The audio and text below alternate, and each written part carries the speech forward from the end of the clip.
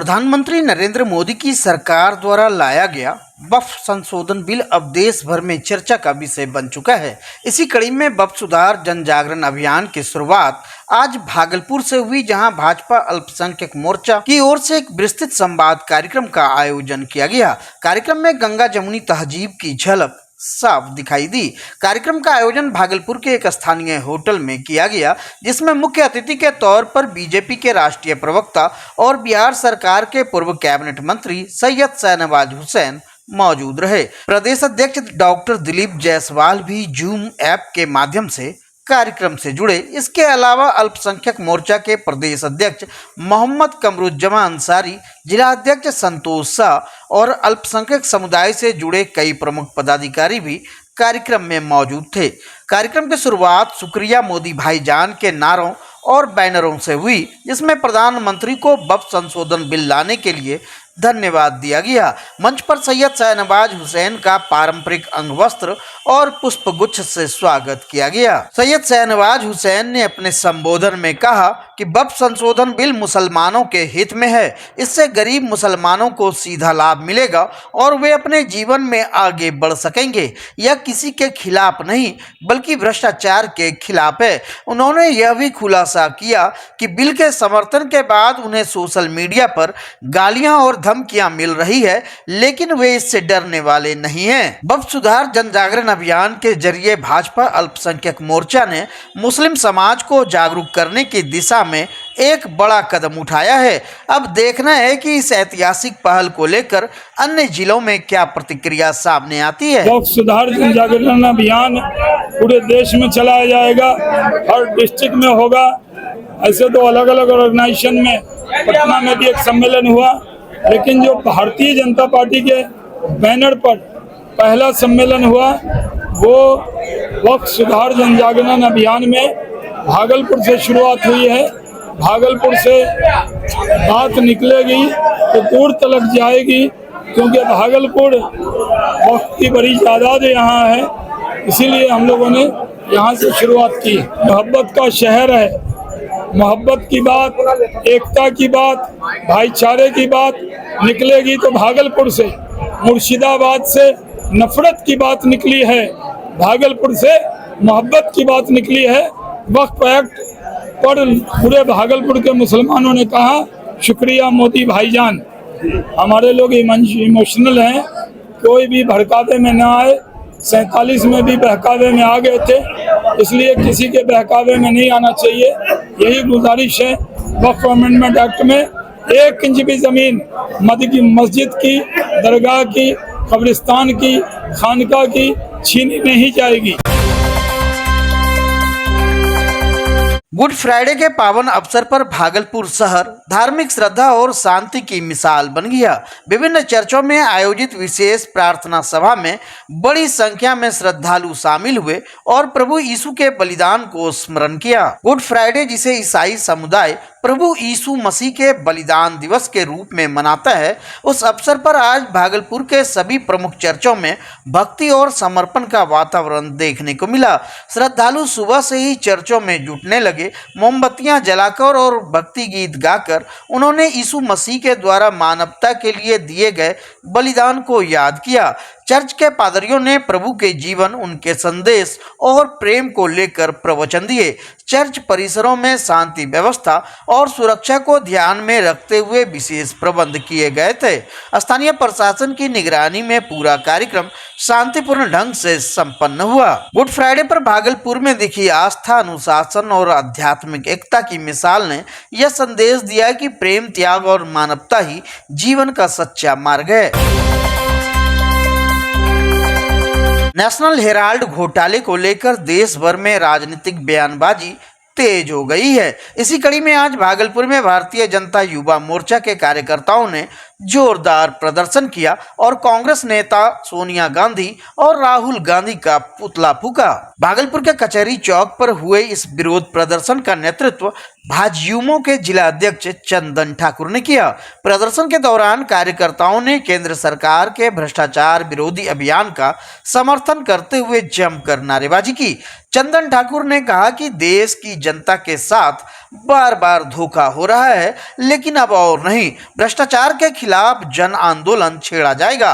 राहुल गांधी को नैतिकता के आधार पर तुरंत गिरफ्तारी दे देनी चाहिए। इस प्रदर्शन में भाजपा के कई वरिष्ठ कार्यकर्ता शामिल हुए, जिनमें विजय शाह, सुधाकर सोनू, दीपक कुमार सहित अनेक युवा कार्यकर्ता शामिल थे। आज का जो ये विरोध प्रदर्शन है, ये भारतीय जनता युवा मोर्चा भागलपुर जिला इकाई के द्वारा किया जा रहा है। ये मनी लॉन्ड्रिंग का केस जो नेशनल हेराल्ड न्यूज़पेपर का जो इन लोगों ने राहुल गांधी और सोनिया गांधी के ऊपर सौंपित था, इन सभी के ऊपर अभी ईडी ने 15 अप्रैल 2025 को 621 करोड़ रुपया का दमन का आरोप लगाया है, चार्जशीट फाइल किया है। आज हम लोग जनता को जागरूक करने का काम कर रहे हैं और ऐसे चोर, ऐसे भ्रष्टाचारियों का विरोध हम सभी युवा मोर्चा के पदाधिकारी एवं भाजपा के वरिष्ठ पदाधिकारीगण हम लोगों के साथ यहाँ पर मौजूद होकर एकजुट में विरोध कर रहे हैं। लाख में कैसे 2000 करोड़ बनाया जाता है, ये सोनिया और राहुल से सीखना चाहिए। किसका पुतला फूके आज राहुल और सोनिया का जो घोटालों का फैक्ट्री है और जनता का पैसा का जो दुरुपयोग कर रहा है और झूठा आरोप भारतीय जनता पार्टी पर उन्होंने लगाने का जो झूठा षड्यंत्र रच रहा है, उसका हम लोग पुरजोर विरोध करते हैं। और भागलपुर जिला के युवा अध्यक्ष हमारे चंदन भाई के नेतृत्व में यहाँ पर राहुल और सोनिया का पुतला का दहन कर विरोध प्रदर्शित कर रहे हैं।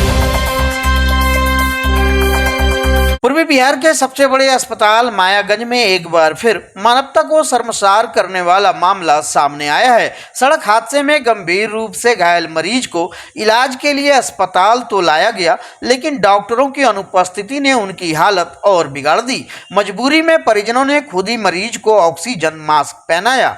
घटना बांका जिले के धौरैया थाना क्षेत्र के सुल्तान अंसारी से जुड़ी है, जो सड़क दुर्घटना में बुरी तरह घायल हो गए थे।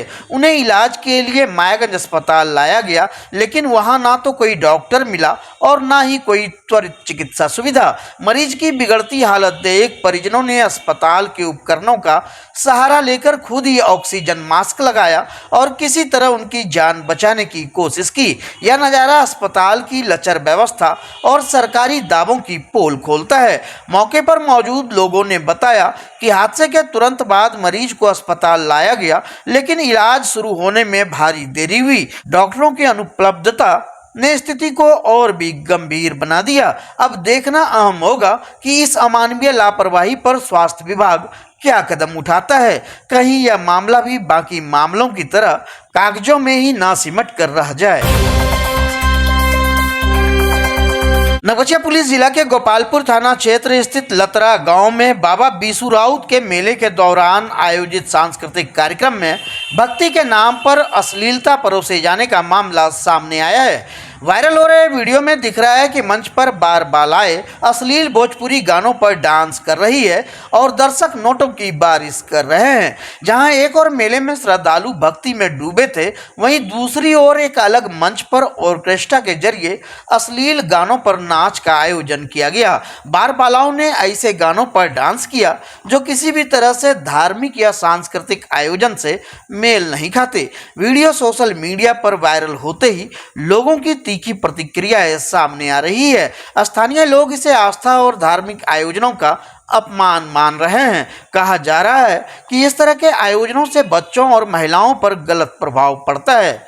दरअसल यह पहली बार नहीं है जब धार्मिक मेलों में इस तरह की घटनाएं सामने आई है। अक्सर जागरण, कीर्तन या मेलों के नाम पर अश्लीलता परोसी जाती रही है, जिससे आयोजन की पवित्रता पर सवाल उठता है।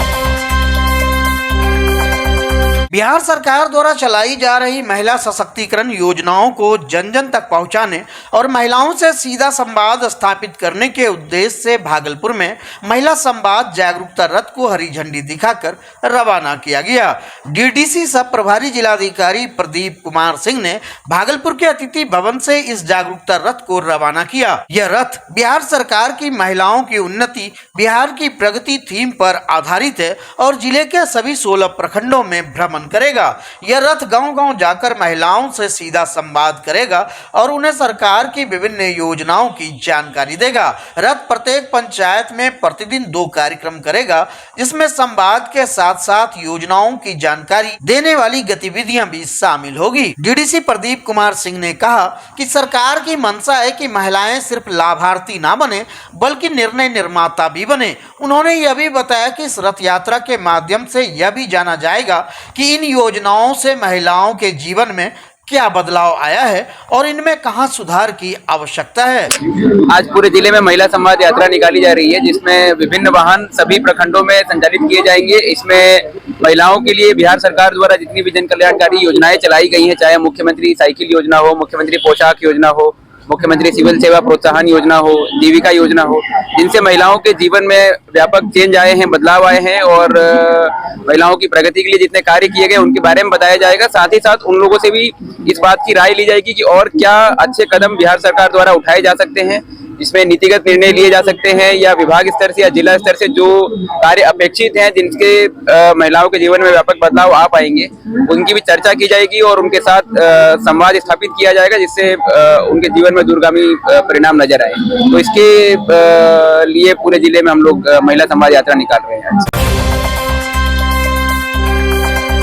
भागलपुर के टाउन हॉल में 20 अप्रैल को फूले अंबेडकर जयंती समारोह का भव्य आयोजन होने जा रहा है। इसको लेकर आयोजन समिति की ओर से प्रेस कॉन्फ्रेंस की गई, जिसमें समारोह की रूपरेखा और उद्देश्य पर विस्तार से चर्चा की गई। समारोह समिति के अध्यक्ष डॉक्टर सुरेश कुमार ने प्रेस वार्ता के दौरान बताया कि यह आयोजन बाबा साहेब भीमराव अंबेडकर और महात्मा ज्योतिबा फूले के विचारों को जन जन तक पहुंचाने का प्रयास है। उन्होंने कहा कि आज के समय में शिक्षा सबसे बड़ा हथियार है, जिससे सामाजिक बदलाव लाया जा सकता है।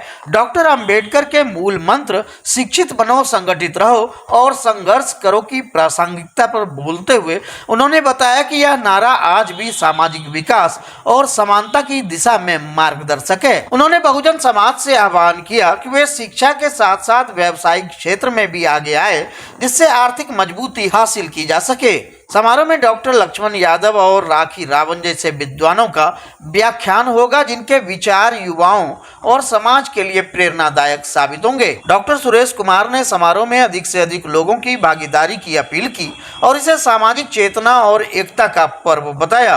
प्रेस कॉन्फ्रेंस में डॉक्टर सतीश कुमार, अखिलेश पासवान, रुपेश मेहता सहित कई लोग उपस्थित रहे। आज जो हम लोग प्रेस कॉन्फ्रेंस ऑर्गेनाइज किए हैं, इसका मेन मकसद है 20 अप्रैल 2025 रविवार मीन्स परसों हम लोग फूले अंबेडकर जयंती मनाने जा रहे हैं। फूले मीन्स ज्योतिबा फूले, जो कि शिक्षा के जगत में एक क्रांति लाए थे, और दूसरे जो हैं हमारे डॉक्टर भीमराव अंबेडकर सर, उनका भी हम लोग जन्मदिन मनाने जा रहे हैं। क्योंकि दोनों का जन्मदिन एक ही महीने में है, तो हम लोग ने सोचा कि क्यों नहीं हम लोग एक महीने में ही जो सबके लिए कंफर्टेबल दिन हो, संडे, उस दिन हम लोग मनाएं और जो भी समाज के लिए उन्होंने किया और कहा, लोगों को फिर से हम लोग जागरूक करें और हमारा समाज कैसे तरक्की करे, उस दिशा में हम लोग कदम बढ़ा रहे हैं।